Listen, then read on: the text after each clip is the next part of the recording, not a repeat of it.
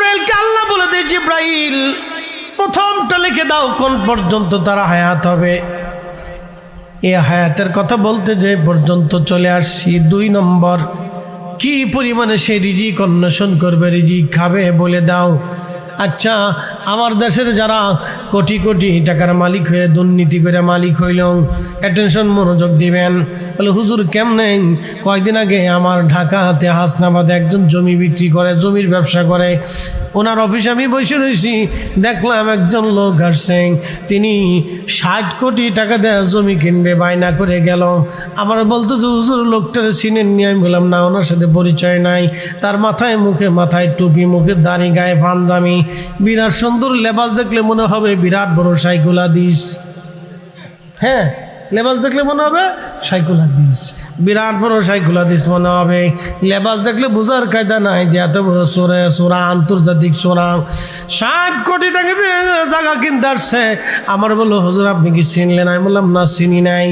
তখন জমির যিনি বিক্রেতা উনি বলতেছে হুজুর এই লোকটা ঢাকার মহানগরের ওয়াসার ইঞ্জিনিয়ার।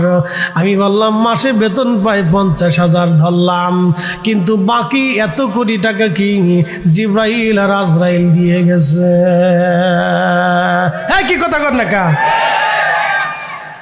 আমার শরীর পছন্দ রেখেছে। সর্বনাশ, কত বড় সুর, এত সুন্দর দাড়ি, টুপি, জুব্বা, বুঝার কায়দা নাই যে এত বড় সুর। বসুন্ধরা মাদ্রাসার মুহতামিম আমার পাশে বসা ছিল, যদি কমই মাদ্রাসা, তো সামনে বসা। আমি বললাম যে হুজুর কি মনে হয় আপনার কাছে? দেখে তো সিনার কোনো কায়দা নাই, এটাই চলতেছে। আহা, 1 টাকাও তার না, সব আমাদের টাকা। 18 কোটি মানুষের টাকা, 18 কোটি। আল্লাহ যাহা বরাদ্দ করেছে তার চেয়ে 1 দানা ভাতও বেশি খাইতে পারবে না। কি কথা কন না কেন? ও যত হাজার কোটি টাকার মালিক হোক, আল্লাহ যাহা বরাদ্দ করছে তাহার চাইতে 1টা দানা ভাতও বেশি খাইতে।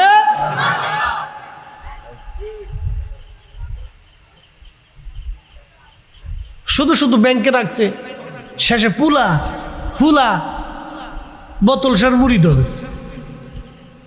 বোতল সারে চিনচিন, বোতল একটা ধরে টান দিয়েছে, খাইয়া বাপের কবে বিয়াই ভালো আছো? হ্যাঁ বলবে তো। বুড়া কালে থাপড়াইব, বাপেরে পিটাইব, বৃদ্ধাশ্রমে দিয়ে আসবে। মাইয়া কি করবো জানেন? রাত 3টের সময় আসবে, আইসিয়ে ফুলা একটা ধরে লই আইব, বাপে জিগাইব কেডা? আমার বয়ফ্রেন্ড, আমি নাম দিছি কুত্তা ফ্রেন্ড। এগুলি চলতেছে, ঠিক তাই হবে। আপনি হালাল রুটি করেন, হালাল রুজি করেন, হালাল খাবার দিয়ে সন্তানকে মানুষ বানিয়ে রেখে যান, এটাই জীবনের সার্থকতা। কথা কোন ঠিক কিনা? এটাই জীবনের সার্থকতা। হালাল রুজি করেন, হালাল রুটি করেন, হালাল খাবার খান, হালাল জিন্দিগি গঠন করেন, সন্তানরে হালালে মানুষ বানিয়ে রেখে যান, এটাই জীবনের সার্থকতা। এছাড়া আর জীবনের কোনো সার্থকতা নাই, কোনো সার্থকতা নেই। হ্যাঁ, কথা কর না কেন? জোরে বলেন। এটাই সার্থকতা, এর বাইরে কোনো সার্থকতা। যদি আপনি 1000 কোটি টাকা রেখে যান, ছেলে যদি মানুষ না হয়, কবরের পাশে না দাঁড়ায়, তাহলে আপনার জীবনটা বৃথা, আপনার জিন্দিগি বৃথা। এই জন্য সন্তানদেরকে সুন্নি আকীদার ভিতরে আসল সুন্নিয়তদেরকে শিক্ষা দিয়ে মানুষের মতো মানুষ বানায় যান। মরে যাবেন, কবরের পাশে দাঁড়াবে, মরে যাবেন, মাহফিলের কোনায় বসে দোয়া করবে, মরে যাবেন, বাড়িতে উলামা ইকরাম নিয়ে, এলাকাবাসী নিয়ে মিলাদ দিয়ে ফাতিহা করে দোয়া করবে, মরে যাবেন, নামাজের পরেও আপনার জন্য কাঁদতে থাকবে, দোয়া করতে থাকবে। বাবার জীবনের সার্থকতা এটাই, মায়ের জীবনের সার্থকতা এটাই। হারাম জীবন গঠন করে কোটি টাকা রেখে দিয়ে সন্তানকে অমানুষ বানিয়ে রেখে দেবে, কোনো লাভ নাই, কোনো ফায়দা নাই। ওই টাকার জন্য কিয়ামতের ময়দানে আপনাকে হাজার হাজার কোটি কোটি বছর মানুষের দাঁড়ে দাঁড়ে ভিখারির মতো ঘুরতে হবে। ভাই মাফ করে দাও, মাফ করে দাও। সেই সময় আমরা বলবো আইসি গেটাও দূর হয়ে যাও শয়তান, দুনিয়াতে আমার রক্ত চুষে খেয়েছিস, আজকে কোনো মাফ হবে না, দূর হ বেটা, আমার জিনিস আমাকে তুই ফিরাই দে। আল্লাহ বলবেন বান্দা, ফেরেশতারা তার আমল থেকে এই আমল দিয়ে আমার বান্দার পাওনা মিটিয়ে দাও। একসাথে বলবেন আল্লাহু আকবার। মেলা বুজুর্গি নিয়ে কবরে গেছে, শেষ পর্যন্ত হাসরে দেখবে কিচ্ছু নাই। বাইজিদ বুস্তামি রহমাতুল্লাহ আলাইহি রাস্তা দিয়ে যাচ্ছে, কুত্তার শরীর ভরা ঘা, দুর্গন্ধ আসতেছে। কুকুরের শরীরে ঘা হয় না, দেখবেন ওর মৌতের আগে শরীর ভরে কি হয়, ঘা হয়ে যায়। তো কুত্তার শরীর থেকে গন্ধ আসতেছে। বাইজিদ বুস্তামি কুত্তার পাশে দাঁড়ায় বলেন, আহ থু, কি দুর্গন্ধ। কুকুরের জবান খুলে গেল। একসাথে বলবেন আল্লাহু আকবার।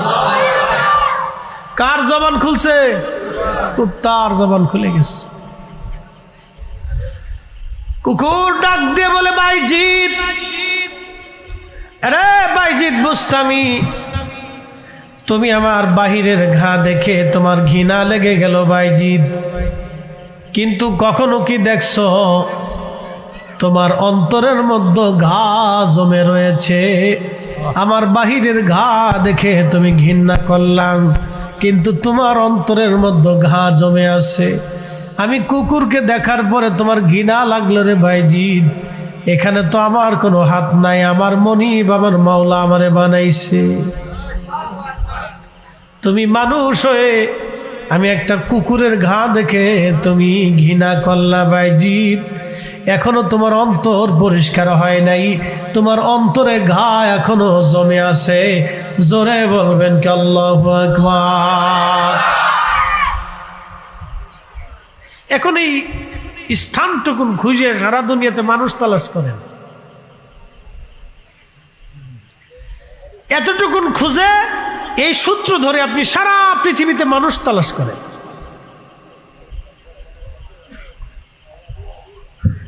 সারা দুনিয়াতে মানুষ খুঁজতে থাকেন যে পৃথিবীতে মানুষ আছে কয়জন।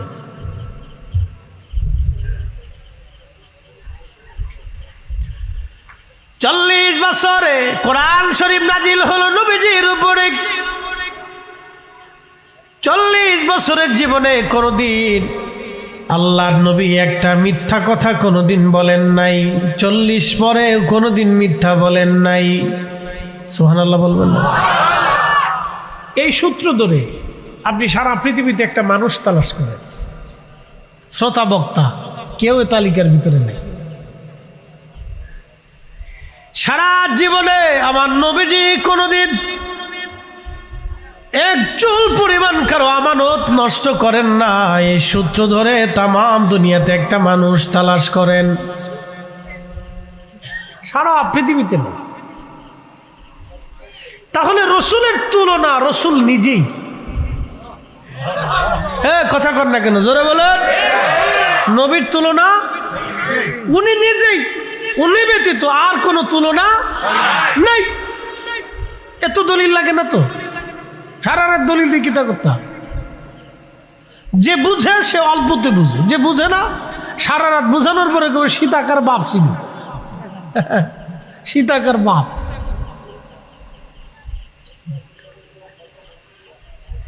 সারা জীবনে আল্লাহর নবী কোনদিন কোন নারীর দিকে তিনি লোলুপ দৃষ্টিতে, বেগানা নারীর দিকে বাঁকা নজরে কোনোদিন একটা সেকেন্ডের জন্য তাকান নাই। সারা পৃথিবী তন্ন তন্ন করে তালাশ করেন, এইরকম একজন মানুষ আপনি খুঁজে পাবেন না। নবী নিজেই তার প্রমাণ। আজকে ভারতের একজন ধর্মগুরু তিনি আমারও নবীর চরিত্র নিয়ে বাজে কথা বললেন। শুনে রাখবেন, আমার রসুলের চরিত্র নিয়ে যারা বাজে কথা বলে প্রত্যেকের জন্মের ভিতরে ভেজাল আছে, কোনো সন্দেহ? ভারতের যে ধর্মগুরু কি মহারাজ না ঘোড়ার ডিম নাম একটা, রামগিরি মহারাজ, ওর চেহারার দিক তাকায় দেখবেন একবারে শুয়োরের চেহারা, আর ওর চেহারার ভিতরে কোনো তফাৎ নেই। হ্যাঁ, চেহারার দিকে তাকায় দেখবেন জানোয়ারের চেহারা আর ওর চেহারার ভিতরে কোনো তফাৎ নেই। আচ্ছা, জীবনে কোনোদিন দেখছেন আমরা কোনো ভগবান নিয়ে বাজে কথা বলছি, কোনো ধর্মগুরু নিয়ে কটাক্ষ করছি? কোনোদিন করি। এটা আমাদের আদতের বাহিরে, আমরা এগুলি করি না। যার ধর্ম পালন করতেছে করুন। ওটা তার বিষয়। আরে রসুলকে ভালোবেসে জীবন দেওয়ার লক্ষ লক্ষ নবীর উম্মত এখনো পৃথিবীতে জিন্দা। কথা বলেন ঠিক কিনা? বুঝে কি ছাতা ওরা?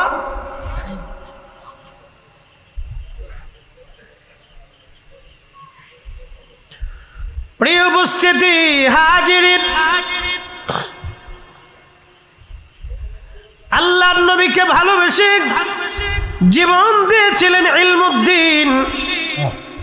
পাকিস্তানের লাহোরে তার বাড়ি। তৎকালীন সময় একজন লেখক ভারতের বই লেখলো রঙ্গিলা রসুল, নাউজুবিল্লাহি মিন জালিক। ওই বইয়ের ভিতরে আমার রসুলের চরিত্র নিয়ে বাজে বাজে বাজে বাজে শব্দ ব্যবহার করলো। সারা ভারত উপমহাদেশের মুসলমান সবাই তেজে উঠলেন।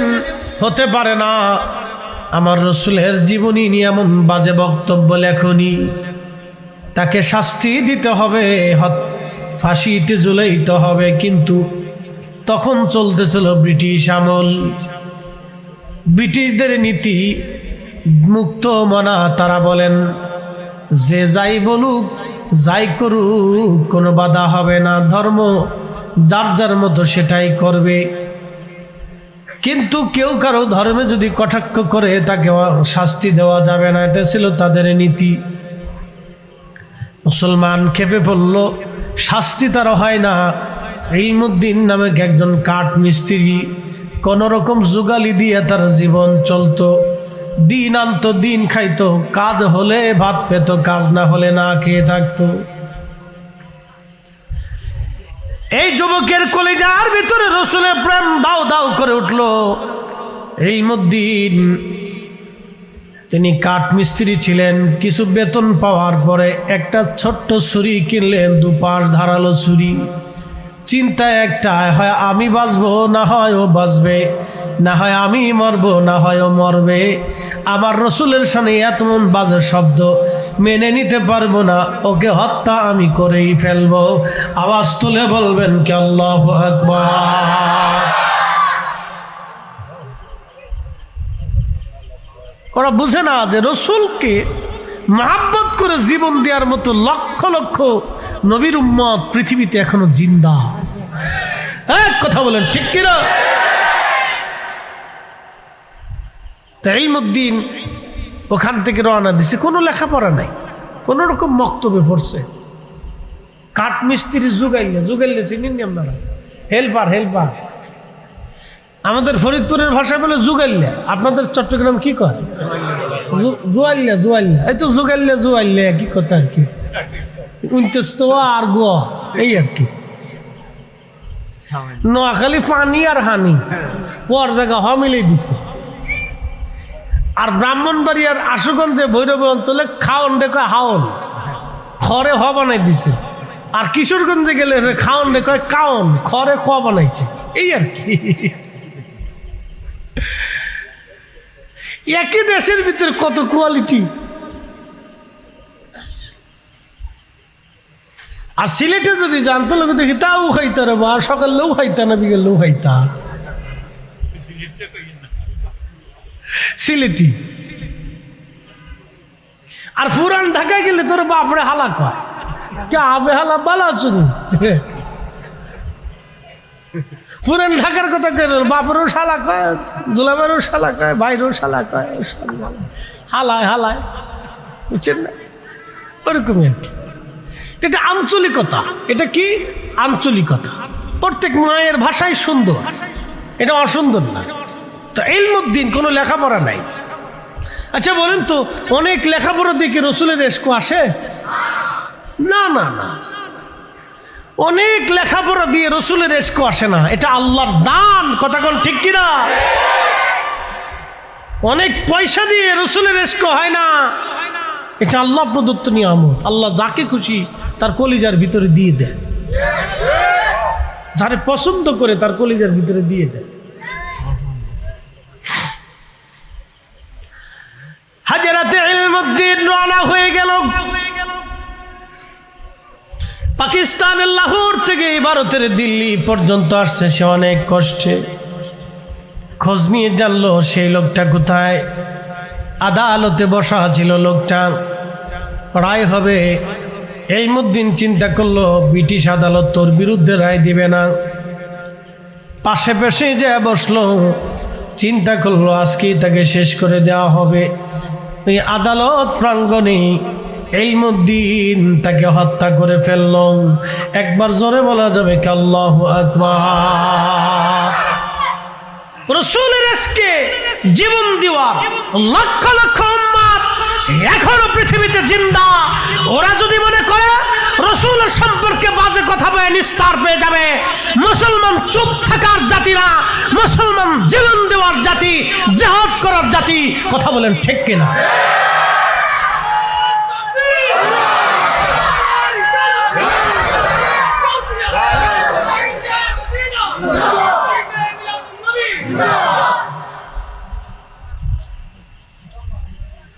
ইলমুদ্দিনকে ধরে নিয়ে গেল ব্রিটিশ পুলিশ। আল্লামা ডক্টর ইকবাল তখন জিন্দা। আল্লামা ডক্টর ইকবাল তখন জিন্দা।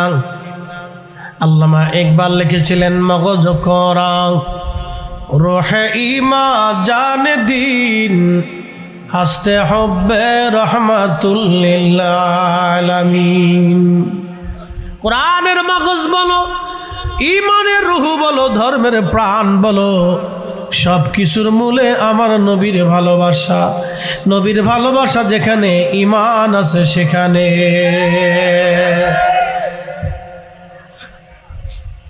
আল্লামা ইকবাল তখন জিন্দা। ইলমুদ্দিনকে ধরে নিয়ে গেল, আদালত বসলো। মুসলিম আইনবিদ অ্যাডভোকেট ইলমুদ্দিনের কাছে গেলেন জেলখানার ভিতরে, যা দেখতেছে ইলমুদ্দিন কোনো পেরেশানি নাই।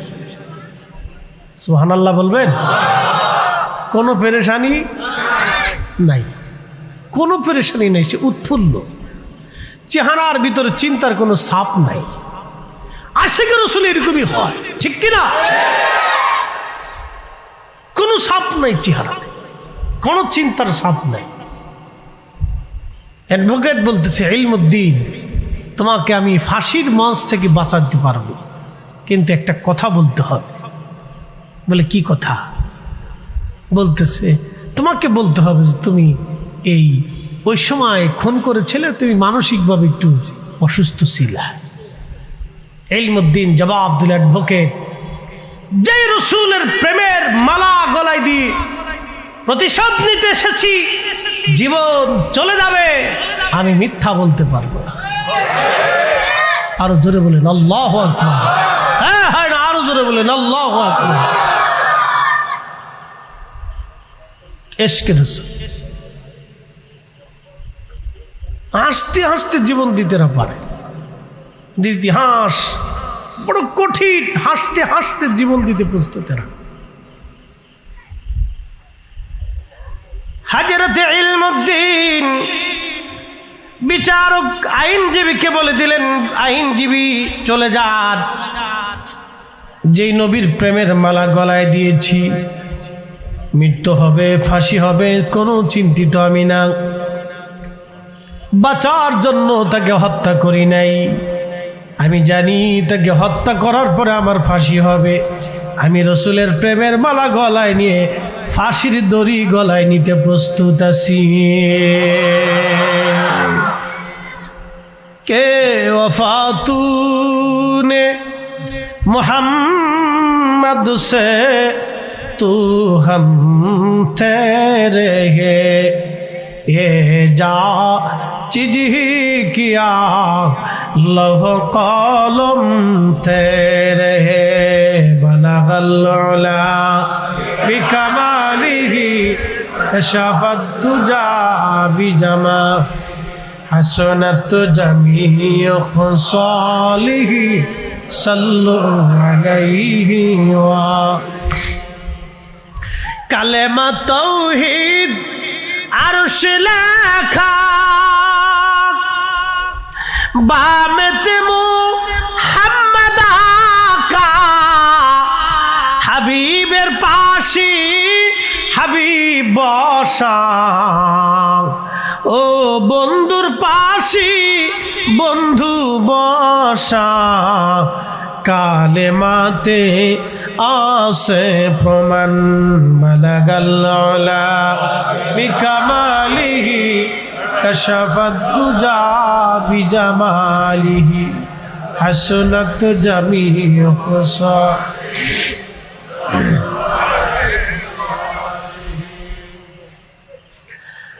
হযরতে ইলমুদ্দিন আদালতে বিচারক জিজ্ঞেস করলেন, ইলমুদ্দিন আপনি কি বুঝে হত্যা করেছেন? ইলমুদ্দিন বলল, হ্যাঁ, আমি ইচ্ছা করি সুস্থ হালতে আমি তাকে আমি হত্যা করে দিয়েছি, যে আমার রসুলের নামে কুৎসা রটনা করতে পারে, আমি তাকে দুনিয়াতে রাখতে পারি না, তাকে হত্যা করে ফেলেছি। আদালত তাকে ফাঁসির রায় দিয়ে দিল। আজ ইলমুদ্দিনের ফাঁসি হবে, যে ইলমুদ্দিন রসুলের পক্ষে প্রতিশোধ নিলেন। আজ ইলমুদ্দিনের রায় হয়ে গেল ফাঁসির। ফাঁসির রশি উঠবে ইলমুদ্দিন, বিচারক সহ সবাই ফাঁসির মঞ্চে গেলেন। ইলমুদ্দিন মুস্কি মুস্কি হাসে। বিচারক জিজ্ঞেস করলেন, ইলমুদ্দিন তোমার কি বিন্দু মাত্র ভয় করে না? ইলমুদ্দিন বলতেছে, বিচারক কিসের ভয় আমি করব? গত রাত্রি যিনি আমার সঙ্গে সাক্ষাৎ করে গেলেন, কিছু সময় পরেই আমি তার সাথে আল্লাহর জান্নাতে আমি একত্রিত হয়ে যাব। হ্যাঁ, চিৎকার করে বলেন আল্লাহু আকবার।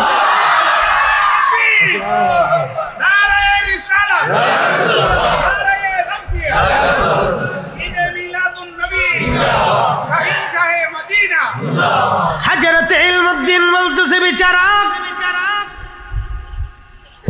গত রাত্রিবেলা আমি যার সাথে সাক্ষাৎ করেছি, যিনি আমাকে দিদার দিয়ে গেছেন, আজ জান্নাতে আমি তার সাথে মিলিত হব একসঙ্গে। আমি হাসবো না তো কাঁদবো নাকি? আমি সেই খুশিতে হাসতেছি। কিছু সময় পরে আমার ওই রসুলের সঙ্গে আল্লাহর জান্নাতে আমি একত্রিত হব। আহা, হয় না? আরো জোরে বলেন। রসুল আছে না নাই? হ্যাঁ না, হয় না? আরো জোরে বলেন, আছে না নাই? উম্মতের সাথে দেখা দেয় কি দেয় না? কথা বলে কি বলে না? নবীর জায়গায় নবী আছে অন্ধ, কানা, চোখের জায়গায় চোখ নাই। আমার রসুলের জায়গায় রসুল আছে। উম্মতের বাগানে নবী খোঁজ খবর নিয়ে রাখেন, উম্মতের কার সাথে নবী খোঁজ খবর নেন। উম্মত কেমন আছে নবীর দরবারে খবর হয়। কথা বলেন ঠিক কিনা? যদি বিশ্বাস না করেন তো রসুলের প্রেমে জীবন দিয়ে দেখেন, জীবন ধন্য হয়ে যাবে, কোনো সমস্যা নেই। মুসলমান খুবই মনোযোগ দিবেন। রসুলের ইশকে এরকম যুগে যুগে যুগে যুগে আশিকরা জীবন দিয়ে জীবনকে ধন্য করলো। একজন ইলমুদ্দিন কোন মাদ্রাসার মুহতামিম না, শাইখুল হাদিস না, প্রিন্সিপাল না, অধ্যক্ষ উপাধ্যক্ষ, doctor, doctor, chancellor, vice chancellor, এগুলি কিছুই না, প্রিন্সিপালও না, কিছুই না। তিনি একজন সাধারণ কাঠ মিস্ত্রি। কোন রকম মক্তবে পড়নেওয়ালা এক যুবকের সঙ্গে রহমতের নবী সাক্ষাৎ করে গেলেন। কারণ কলিজা ভরা ছিল রসুলের ভালোবাসা, নবীর ইশকে জীবন দেওয়া ইলমুদ্দিনের ইতিহাস সারা পৃথিবীতে কিয়ামত পর্যন্ত আশিকে রসুলদের কাছে চলতেই থাকবে।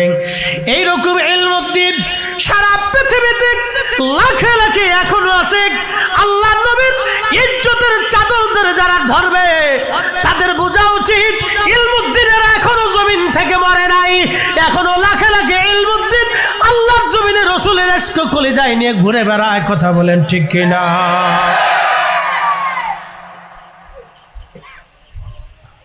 প্রিয় উপস্থিতি, এই ইশক কিয়ামত পর্যন্ত চলতে থাকবে, এটা কখনো নিভে যাওয়ার নয়। আমার রসুলের ইশক দিয়ে দুনিয়া চলবে। মুসলিম মিল্লাতিক আমার অনেক ভাইরা চিন্তা করেন বুঝি মিলাদুন নবী আমরা বন্ধ করে দিব। না না না, কিয়ামত পর্যন্ত চেষ্টা হবে জমিন থেকে মিলাদুন নবী বন্ধ হবে না। না কথা কোন ঠিক কিনা? ওরা ভাবছে আমরা ধাক্কা দিয়া বঙ্গোপসাগরে ফেলে দিব না, ধাক্কা দিয়া বঙ্গোপসাগরে ফেলে দিব, কর্ণফুলীর মধ্যে ফেলে দিব, পদ্মা গঙ্গা যমুনার মধ্যে ভাসায় দিব না। হাজার চেষ্টা করবে, আহলে সুন্নতুল জামাত এটা আমার জামাত না, এটা আল্লাহর নবীর জামাত, সাহাবায়ে কেরামের জামাত। আল্লাহর ওলির এই জামাতের পতাকা নিয়ে জমিনে এসেছিলেন 360 আউলিয়া 12 আউলিয়া, অসংখ্য ওলিরা এই জামাতের পতাকা নিয়ে জমিনে এসেছিলেন। এই পতাকা জমিনে উড্ডীন করে রেখে গেছেন। এই জমিনে আল্লাহর ওলিদের উত্তরসূরি এখনো আছে, কিয়ামত পর্যন্ত চলতে থাকবে। জমিনে ওলি না থাকলে জমিন ধ্বংস হবে, যত সময় ওলি থাকবে তত সময় জমিন ধ্বংস হবে না। ওলি শূন্য হলে জমিন ধ্বংস হয়ে যাবে। অতএব জমিন কখনো ওলি শূন্য হবে না। আর আহলে সুন্নাতুল জামাত জমিন থেকে কখনো বিদায় নেবে না, এটা কিয়ামত পর্যন্ত চলতে থাকবে। একবার জোরে বলা যাবে কি মারহাবা? আপনাকে বুঝে যেতে হবে, ও কিয়ামত পর্যন্ত এই বাতি জ্বলতে থাকবে, নিভানোর জন্য বহু লোক খোয়াইতে থাকবে, কিন্তু তাদের ফুতে বাতি নিভবে না। চলবে, এটা নিভবে না।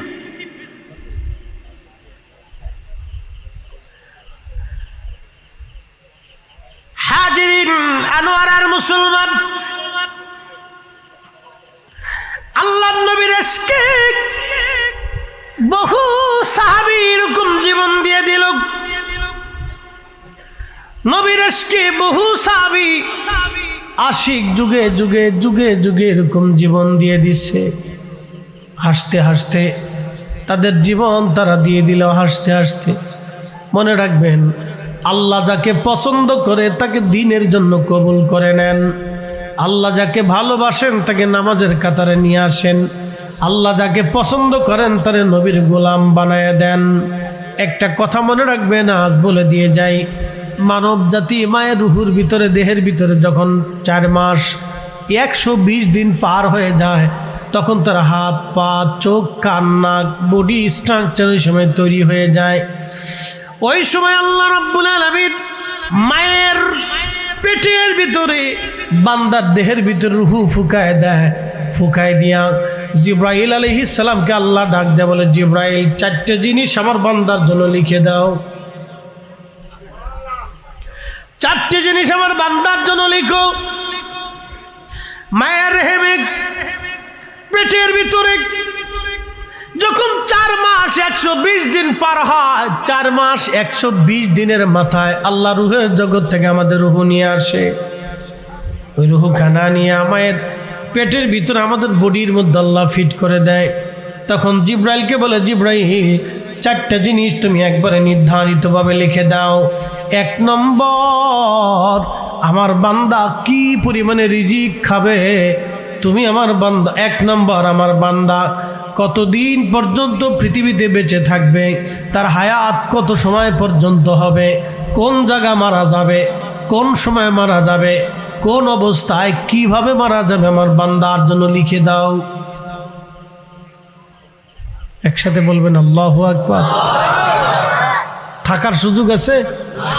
হ্যাঁ, যদি সুযোগ না থাকে তো জমি নিয়ে কারাকারি করার দরকার কি? কথা কর না কা? যদি সুযোগ না থাকে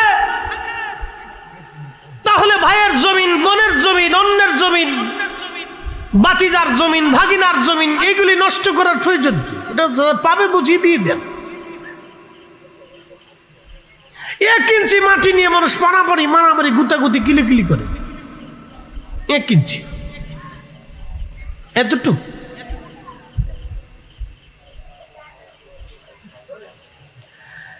এক ইঞ্চি মাটি নিয়ে মানুষের মারামারি, বিরাট গন্ডগোল।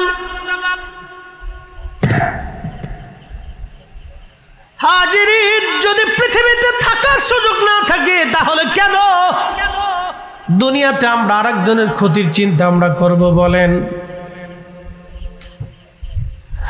একদিন মাটি ভিতরে হবে ঘরে মন আমার, কেন বন্ধু দালান ঘর। সালাতুন ইয়া রাসূলুল্লাহ আলাইকুম সালামুন ইয়া হাবিবাল্লাহ। আল্লাহ বললেন, জিবরিল কোন পর্যন্ত বেঁচে থাকবে তুমি নির্ধারিত করে দাও। আহা, তুমি নির্ধারিত করে দাও কোন পর্যন্ত সে বেঁচে থাকবে। জিবরাইল আলাইহিস সালাম লিখে দেন, এই জন্য আপনার হায়াত যেখানে শেষ আপনি সেখানেই যাবেন। যদি আপনার মৃত্যু আমেরিকা লেখা থাকে, যে কোনোভাবে আপনি আমেরিকা যাবেনই। মৃত্যু যদি চট্টগ্রাম লেখা থাকে ওইখানে যাবেন। মৃত্যু যদি ঘরের মধ্যে লেখা থাকে তাহলে ঘরের ভিতরেই হার্ট স্ট্রোক করে মারা যাবেন। আল্লাহর কোরআন বলতেছে, কুল হুজুর আপনি বলে দেন, ইন্নাল মাউতাল্লাযী তাফিরুনা মিনহু ফাইন্নাহু মুলাকীকুম। নবী গো, মানুষ আমার বান্দারা মরণ থেকে পালানোর চেষ্টা করে। হাবিব আপনি বলে দেন, মরণ থেকে পালানোর কোনো রাস্তা নাই। ফাইন্নাহু মুলাকীকুম, এই মরণ তার সাথে মোলাকাত করবে। এই মরণ থেকে পালানোর কোনো রাস্তা নাই। এই মরণ থেকে পালানোর কোনো রাস্তা নাই।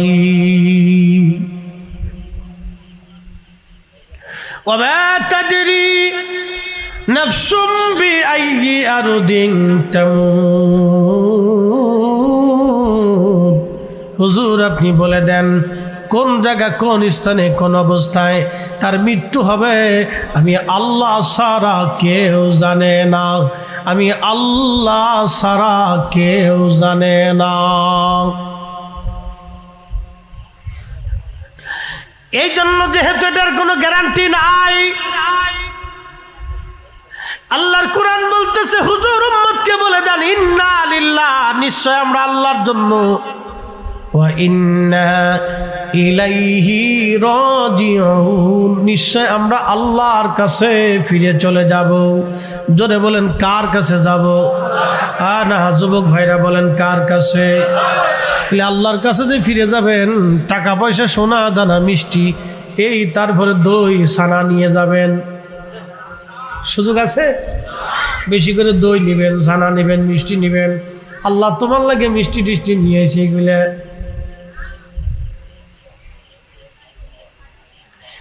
পৃথিবীর সবচাইতে বড় ধনী, বড় বড় ধনী ব্যক্তিরা দুনিয়া ছেড়ে চলে গেল, একটা পয়সাও বাবা নিতে পারে নাই।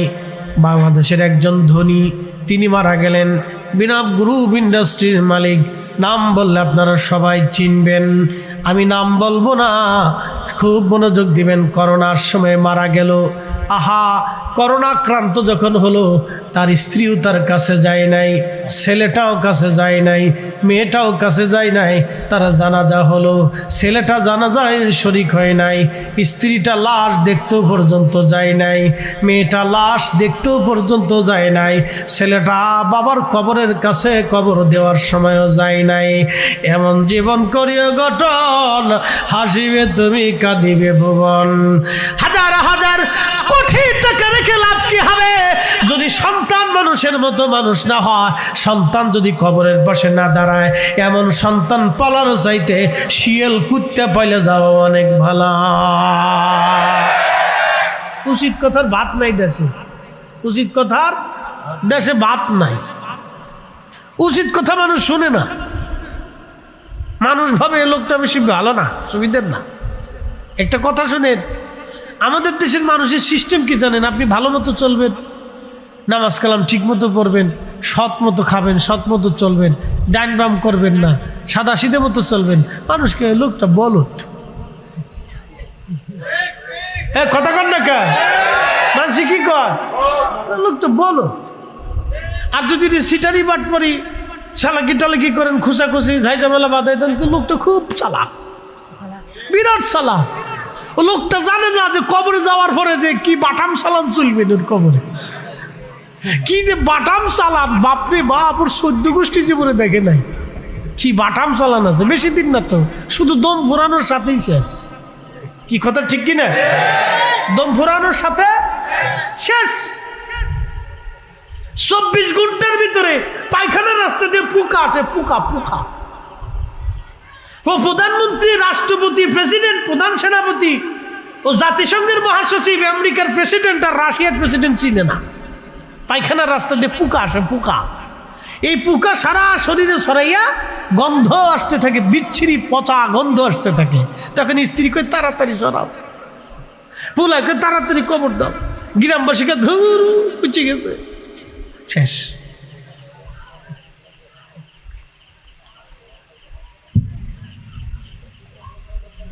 সামান্য সময়ের জন্য আসছি দুনিয়াতে, কত হারাহারি, মারামারি, কারাকারি, লাফালাফি, গুতাগুতি। একদল হন নতুন হয়েছে, সুন্নি মসজিদ কোনটা খালি ওটা দখল করার ধান্দা করে, মিলাদুন নবী বন্ধ করার ধান্দা করে। এই বেটা, তোরে এটা করার জন্য আল্লাহ দুনিয়াত পাঠাইছে নি?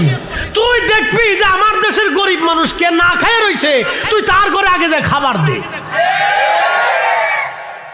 আর সুলতান দিল্লুল্লাহি ফিল আরদ, রাজা বাদশারা হচ্ছে আল্লাহর ছায়া, জমিন আল্লাহ প্রদত্ত ছায়া। তারা একটা গাছ, বট গাছ যেমন সারা মানুষকে ছায়া দেয়, গরু ছায়া দেয়, ছাগল ছায়া দেয়, ও গাছের নিচে যে যায় তারই ছায়া দেয়। আর সুলতান দিল্লুল্লাহি ফিল আরদ, রাজা বাদশারা হচ্ছে আল্লাহর জমিনে আল্লাহ প্রদত্ত ছায়া। তারা সব মানুষকে ছায়া দিয়ে রাখবে। সব মানুষকে কি দিয়ে রাখবে? কথা কর না, সব মানুষকে কি দিয়ে রাখবে? ছায়া দিয়ে রাখবে। যে বাচ্চা সব মানুষকে ছায়া দিয়ে রাখবে, সে বাচ্চা কিয়ামতের ময়দানে ন্যায়পরায়ণ হবে। আমার রাসূল বলছেন, উম্মত তোমরা শুনে রাখো, হাসরের ময়দানে আল্লাহর আরশে আল্লাহর ছায়া ছাড়া আর কোনো ছায়া হবে না। যেই বাচ্চা এরকম তার প্রজাদেরকে ছায়া দিয়ে রাখবে, ন্যায়পরায়ণ হবে। আল্লাহর কোরআন, রাসূল বলতেছেন, কিয়ামতের মাঠে আরশে আল্লাহর নিচে আল্লাহ তাকে আগে জায়গা করে দিবে। নজরে বলে, আরশে আল্লাহর নিচে আল্লাহ তাকে জায়গা করে দিবে। আর সে ছায়া সে পাইতে থাকবে, যে পৃথিবীতে সমস্ত প্রজাদেরকে ছায়া দিয়ে রাখে। আর সুলতানু দিল্লুল্লাহি ফিল আরদ, এই হাদিস যদি ওরা বুঝতো তাহলে ফারাফারি, কারাকারি, গুতাগুতি, ফিডে ফিডে তা করতো না। ঠিক বাড়ি যা কয়ে না, অনেক করার দরকার নেই। ও তা তাবারও খেয়ে তারপরে খাইতে খাইতে যা কম, ঠিক ঠিক ঠিক ঠিক ঠিক ঠিক ঠিক। আমি আল্লাহ রসুলের কথা বলতেছি। আচ্ছা বলেন তো, সারা পৃথিবীতে খেলাফত ছিল, খলিফাতুল মুসলিমিন হযরত ওমর অর্ধ পৃথিবীর শাসক ছিল। তখন কি তার শাসন আমলে রাজ্যের ভিতরে খ্রিস্টান, ইহুদি ছিল না? তো উনি কি তাদের ওই খ্রিস্টান বাড়িঘর আগুন দিয়ে পোড়াই দিছে? তাদের কি নিরাপত্তা দেয় নাই? খাবার দেয় নাই?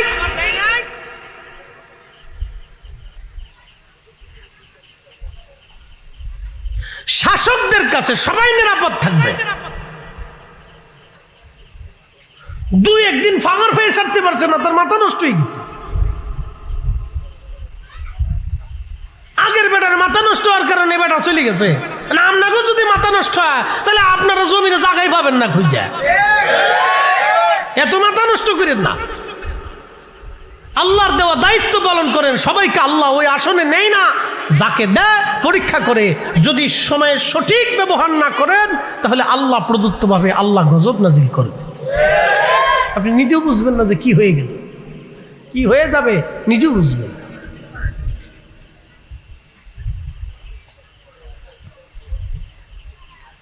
প্রিয় মুসলমান আমার হাজিরিন, খুবই মনোযোগ দিয়ে কথাগুলি শুনবেন। বাবাজি আমার, কষ্টের কারণে কথাগুলি বললাম। পৃথিবীতে অল্প সময়ের জন্য আসছি, চলে যাব আবার। ইন্না লিল্লাহি, নিশ্চয় আমরা আল্লাহর জন্য, ইন্না ইলাইহি রাজিউন, ফিরে যাব আল্লাহর কাছে। কি নিয়ে যাব? দুইটা জিনিস নিতে হবে, এক নম্বরে ঈমান, দুই নম্বরে আমল।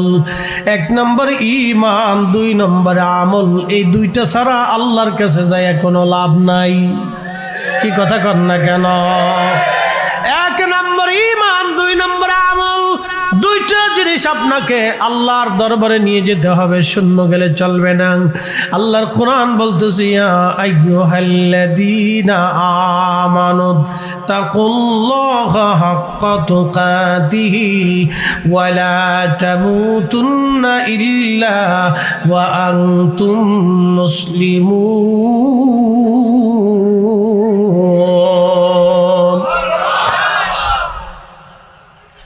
আল্লাহর কোরআন বলতেছে, হে ঈমানদার, আমি আল্লাহকে ভয় করো, ভয় করার মতো তোমরা ভয় করো। আর মুসলমান না হইয়া কবরে আইসো না।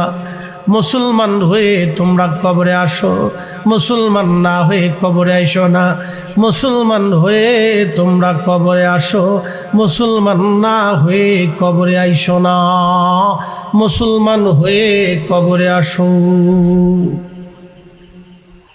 আমাদের মাযহাবের ইমাম আবু হানিফা রাহমাতুল্লাহ আলাইহি একদিন তিনি রাস্তার পাশ দিয়ে হেঁটে হেঁটে যাচ্ছেন। হেঁটে হেঁটে যাওয়ার সময় রাত এশার নামাজের পরে লক্ষ্য করতেছেন রাস্তার পাশে কিছু বাড়ি থাকে। ওই ঘরের ভিতর থেকে দুই মহিলা গল্প করে শুনছো। আমাদের এই শহরে কুফানগরে একজন ইমাম আছে, তার নাম নুমান বিন সাবিত। তিনি প্রত্যেক রাত্রিবেলা 1000 রাকাত নফল নামাজ পড়ে। প্রত্যেক রাত্রে এসে 1000 রাকাত নফল নামাজ পড়ে। ইমাম আবু হানিফা রাহমাতুল্লাহ আলাইহি চিন্তা করলেন, সর্বনাশ, আমি তো 1000 রাকাত নফল নামাজ রাত্রিবেলা পড়ি না, কিন্তু দুই মহিলা গল্প করতেছে। এখন যদি 1000 রাকাত নামাজ না পড়ি তাহলে মহিলারা মিথ্যাবাদী হবে, আর কিয়ামতের ময়দানে আমিও জিজ্ঞাসিত হয়ে যাব।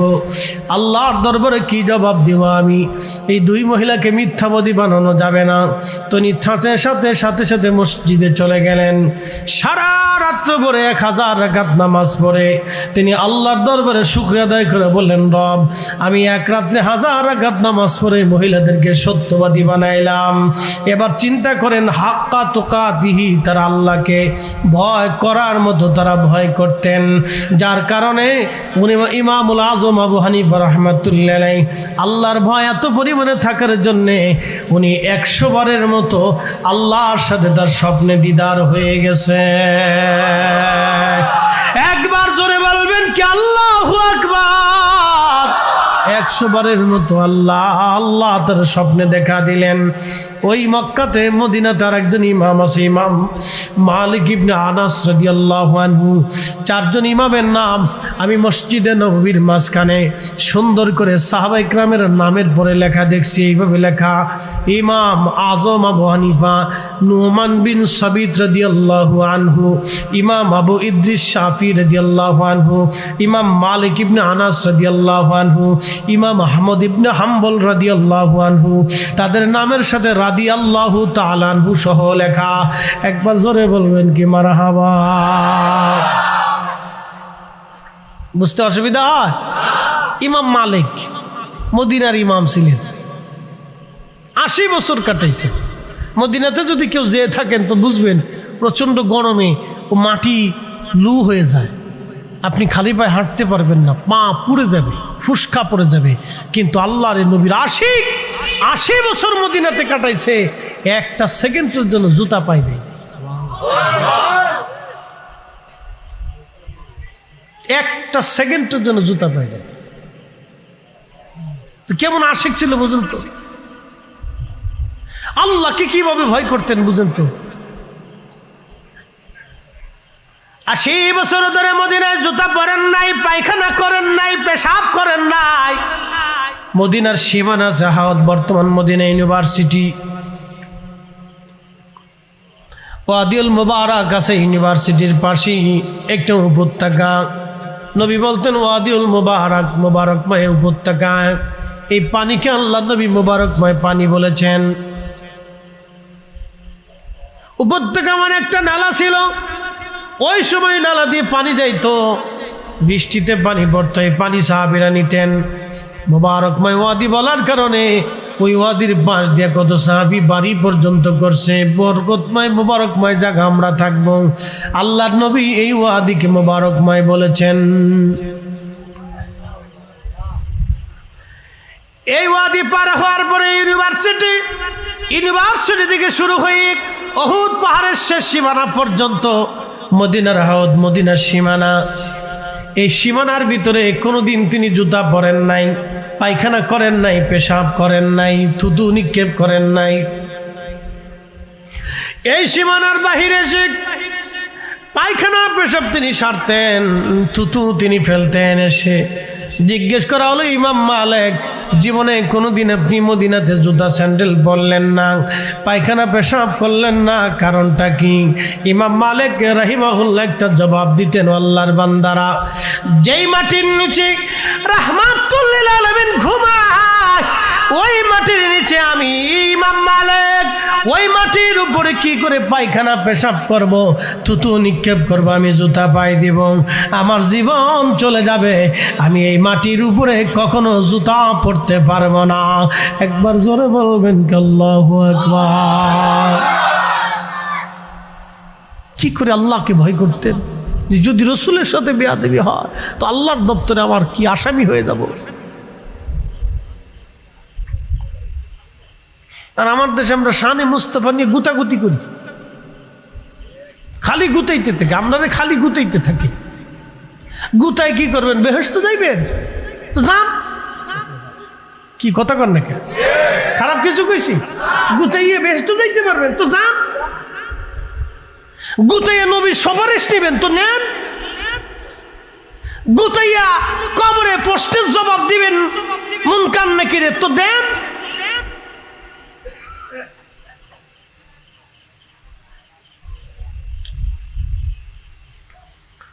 প্রিয় মুসলমান, খুব মনোযোগ দিয়ে আল্লাহ জিব্রাইলকে আল্লাহ বলে দেয়, জিব্রাইল প্রথমটা লিখে দাও কোন পর্যন্ত তারা হায়াত হবে। এই হায়াতের কথা বলতে যে পর্যন্ত চলে আসছি 2 নম্বর, কি পরিমাণে সে রিজিক অন্বেষণ করবে, রিজিক খাবে বলে দাও। আচ্ছা, আমার দেশের যারা কোটি কোটি টাকার মালিক হয়ে দুর্নীতি করে মালিক হইল, অ্যাটেনশন মনোযোগ দিবেন। বলে হুজুর কেমনে? কয়েকদিন আগে আমার ঢাকাতে হাসনাবাদে একজন জমি বিক্রি করে, জমির ব্যবসা করে, ওনার অফিসে আমি বসে রয়েছি, দেখলাম একজন লোক আসছেন, তিনি 60 কোটি টাকা দেয় জমি কিনবে, বায়না করে গেল। আমার বলতেছে হুজুর লোকটার চিনেন নি? আমি বললাম না, ওনার সাথে পরিচয় নাই। তার মাথায় টুপি, মুখে দাড়ি, গায়ে পাঞ্জামি, বিরাট সুন্দর লেবাস, দেখলে মনে হবে বিরাট বড় সাইকুল হাদিস। হ্যাঁ, লেবাস দেখলে মনে হবে সাইকুল হাদিস, বিরাট বড় সাইকুল হাদিস মনে হবে। লেবাস দেখলে বোঝার কায়দা নাই যে এত বড় সোরা, আন্তর্জাতিক সোরা। 60 কোটি টাকা দিয়ে জায়গা কিনতে আসছে। আমার বললো হুজুর আপনি কি চিনলেন? আমি বললাম না, চিনি নাই। তখন জমির যিনি বিক্রেতা উনি বলতেছে, হুজুর এই লোকটা ঢাকার মহানগরের ওয়াসার ইঞ্জিনিয়ার। আমি বললাম মাসে বেতন পাই 50,000 ধরলাম, কিন্তু বাকি এত কোটি টাকা কি জিব্রাইল আর আজরাইল দিয়ে গেছে। হ্যাঁ, কি কথা কর না কা? আমার শরীর পছন্দ রেখেছে। সর্বনাশ, কত বড় সুর, এত সুন্দর দাড়ি, টুপি, জুব্বা, বুঝার কায়দা নাই যে এত বড় সুর। বসুন্ধরা মাদ্রাসার মুহতামিম আমার পাশে বসা ছিল, যদি কমই মাদ্রাসা, তো সামনে বসা। বললাম যে হুজুর কি মনে হয় আপনার কাছে? দেখে তো সিনার কোনো কায়দা নাই, এটাই চলতেছে।